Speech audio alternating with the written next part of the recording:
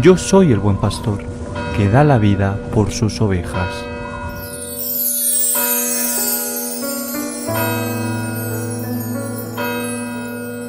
En aquel tiempo, subió Jesús a una barca, cruzó a la otra orilla y fue a su ciudad.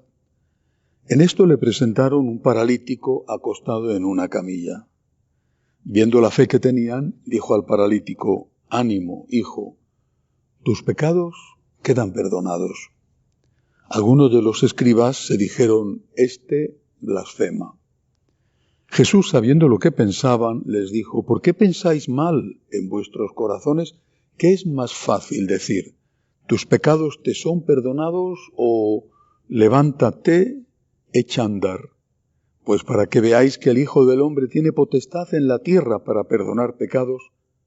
Entonces dice al paralítico: «Ponte en pie, coge tu camilla y vete a tu casa». Se puso en pie y se fue a su casa. Al ver esto, la gente quedó sobrecogida y alababa a Dios, diciendo a Dios, que da a los hombres tal poder. Palabra del Señor. Para entender este evangelio hay que saber algo de la mentalidad judía, que por desgracia todavía subsiste en muchísimos católicos.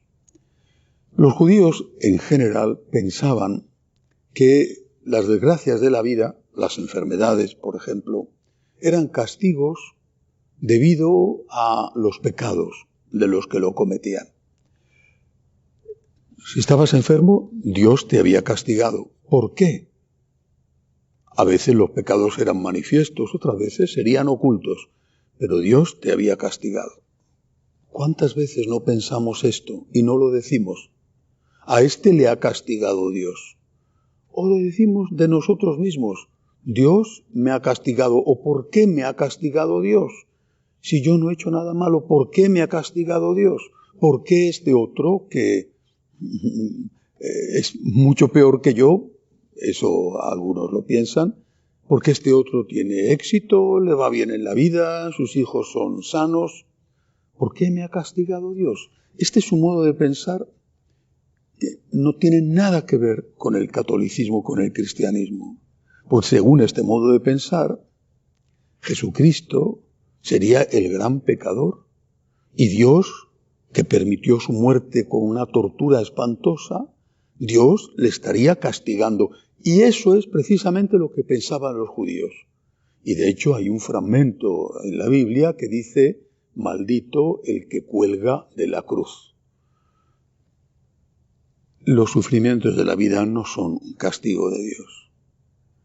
Los castigos los reserva Dios para el final, porque sí que existen, existe el infierno. Los castigos los reserva Dios para el final.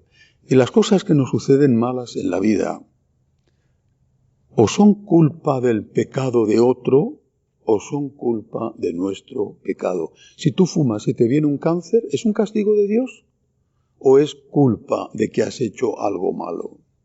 Si tú te emborrachas y te viene una cirrosis en el hígado, ¿es un castigo de Dios o es culpa de que has hecho algo malo y has sido un alcohólico? Dios no está pendiente de castigarnos, sino pendiente de salvarnos.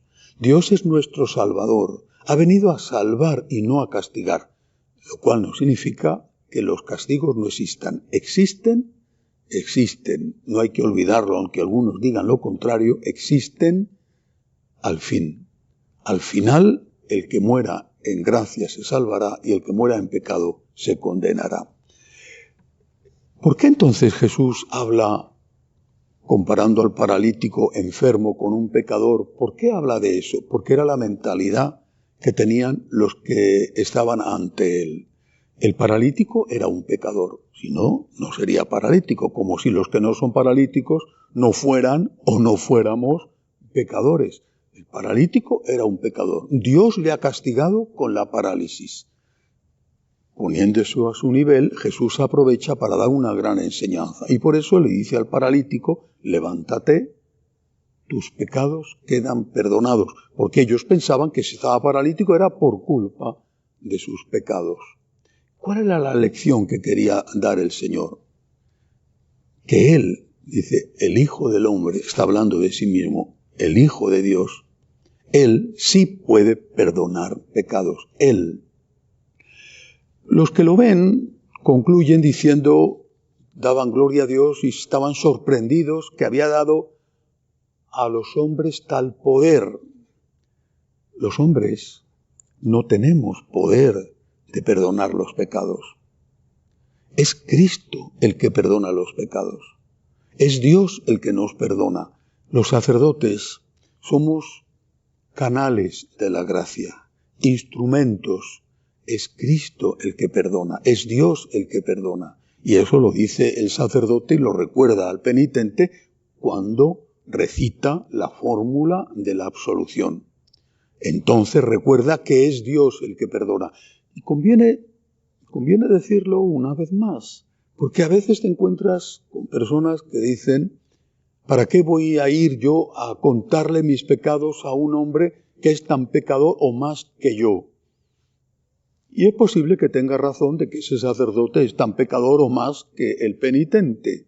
Yo a veces me he encontrado con personas que vienen a confesarse y siento vergüenza propia, no vergüenza ajena. Digo, Dios mío, esta persona es tan buena, es más buena que yo. Pero es que no es el sacerdote el que perdona, es Dios el que perdona.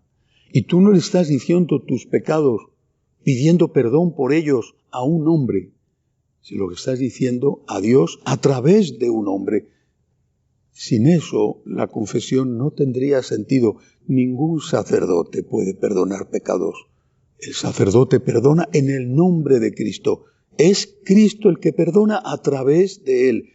Y el propio Señor lo recordó y lo encargó así.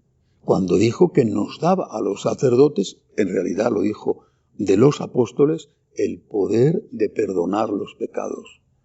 Eso es uno de los grandes regalos que nos ha dejado el Señor, la confesión.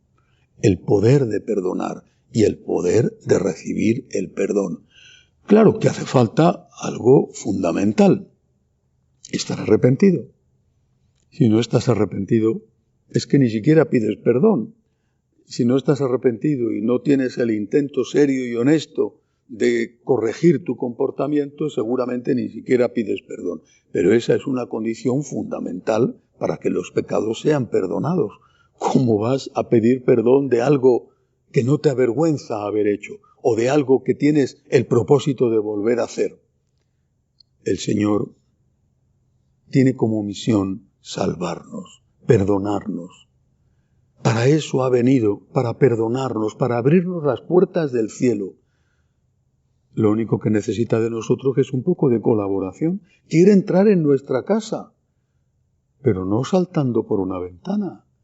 Quiere entrar en nuestra casa cuando le abrimos la puerta.